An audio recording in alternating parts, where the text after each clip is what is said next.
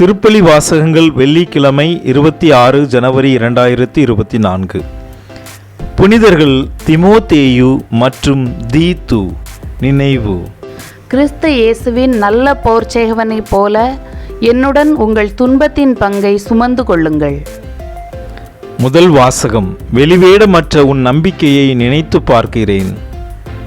திருத்தூதர் பவுல் திமோத்தேயுவுக்கு எழுதிய 2ஆம் திருமுகத்திலிருந்து வாசகம்.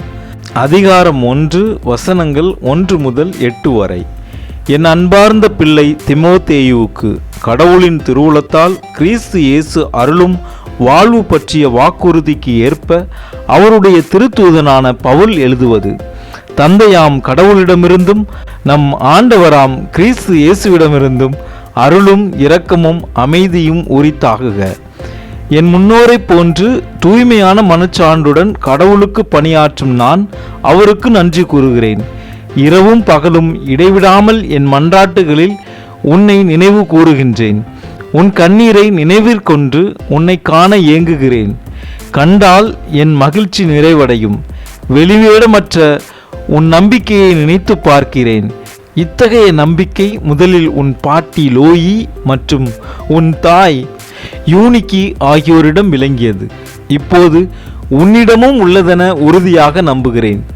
உன் மீது என் கைகளை வைத்து திருப்பணியில் அமர்த்திய போது உனக்குள் எழுந்த கடவுளின் அருள் கொடையினை தூண்டி எழுப்புமாறு நினைவுறுத்துகிறேன்.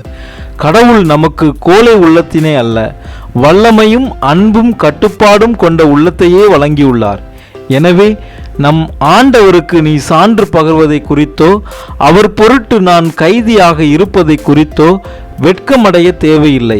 கடவுளின் வல்லமைக்கேற்ப நற்செய்தியின் பொருட்டு துன்பத்தில் என்னுடன் பங்குகொள். இது ஆண்டவரின் அருள் வாக்கு.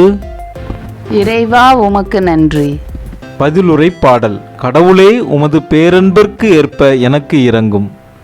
கடவுளே உமது பேரன்புக்கேற்ப எனக்கு இரங்கும். உமது அளவற்ற இரக்கத்திற்கேற்ப என் குற்றங்களை துடைத்தருளும். என் தீவினை முற்றிலும் நீங்கும்படி என்னை கழுவியருளும்.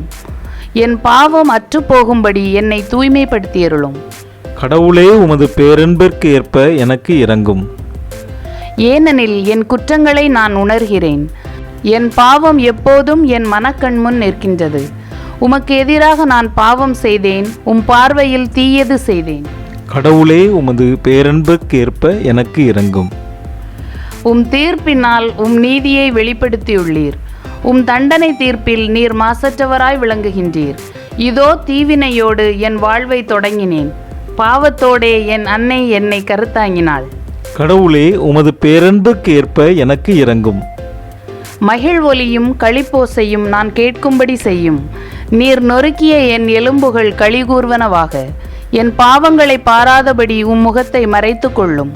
என் பாவக்கரைகளை எல்லாம் துடைத்தருளும். கடவுளே உமது பேரன்பிற்கு ஏற்ப எனக்கு இரங்கும். நற்செய்தி வாசகம். நிலத்தில் ஒருவர் விதைக்கிறார், அவருக்கு தெரியாமல் விதை முளைத்து வளர்கிறது. மார்க்கு எழுதிய தூய நற்செய்தியிலிருந்து வாசகம். அதிகாரம் 4, வசனங்கள் 26 முதல் 34 வரை. அக்காலத்தில் இயேசு கூட்டத்தை நோக்கி, இறையாட்சியை பின்வரும் நிகழ்ச்சிக்கு ஒப்பிடலாம். நிலத்தில் ஒருவர் விதைக்கிறார். அவர் எதுவும் செய்யாமலே நாட்கள் நகர்ந்து செல்கின்றன. அவருக்கு தெரியாமல் விதை முளைத்து வளர்கிறது. முதலில் தளிர், பின்பு கதிர், அதன்பின் கதிர் நிறைய தானியம் என்று நிலம் தானாகவே விளைச்சல் அளிக்கிறது. பயிர் விளைந்ததும் அவர் அறிவாளோடு புறப்படுகிறார், ஏனெனில் அறுவடை காலம் வந்துவிட்டது என்று கூறினார். மேலும் அவர் இறையாட்சியை எதற்கு ஒப்பிடலாம் அல்லது எந்த ஓமையால் அதை எடுத்துச் சொல்லலாம்? அது கடுகு விதைக்கு ஒப்பாகும். அது நிலத்தில் விதைக்கப்படும் பொழுது உலகில் உள்ள எல்லா விதைகளையும் விட சிறியது. அது விதைக்கப்பட்ட பின் முளைத்தெழுந்து எல்லா செடிகளையும் விட பெரிதாகி வானத்து பறவைகள் அதன் நிழலில் தங்கக்கூடிய அளவுக்கு பெருங்கிளைகள் விடும் என்று கூறினார். அவர்களது கேட்டறியும் திறமைக்கு ஏற்ப அவர் இத்தகைய பல ஓமைகளால் இறைவார்த்தையை அவர்களுக்கு எடுத்துரைத்து வந்தார். ஓமைகள் இன்றி அவர் அவர்களோடு பேசவில்லை. ஆனால் தனிமையாக இருந்தபோது தம் சீடருக்கு அனைத்தையும் விளக்கிச் சொன்னார்.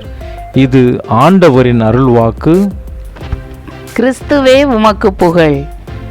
விண்ணுலகில் இருக்கிற எங்கள் தந்தையே, உமது பெயர்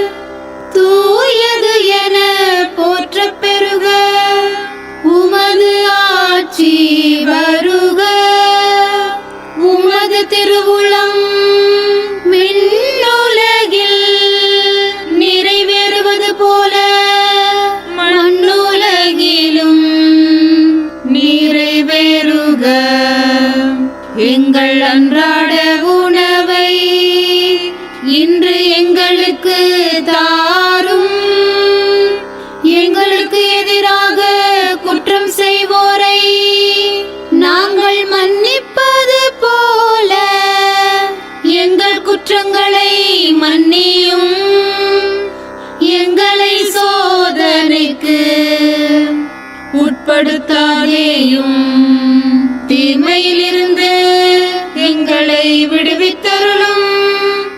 மிகவும் இரக்கமுள்ள தாயே, உமது அடைக்கலமாக ஓடி வந்து உம்முடைய உதவி நன்மைகளை இறந்து உம்முடைய பரிந்துரையை கெஞ்சி கேட்ட ஒருவராகிலும் உம்மால் கைவிடப்பட்டார் என்று உலகில் சொல்ல கேள்விப்பட்டதில்லை என்பதை நினைத்தருளும்.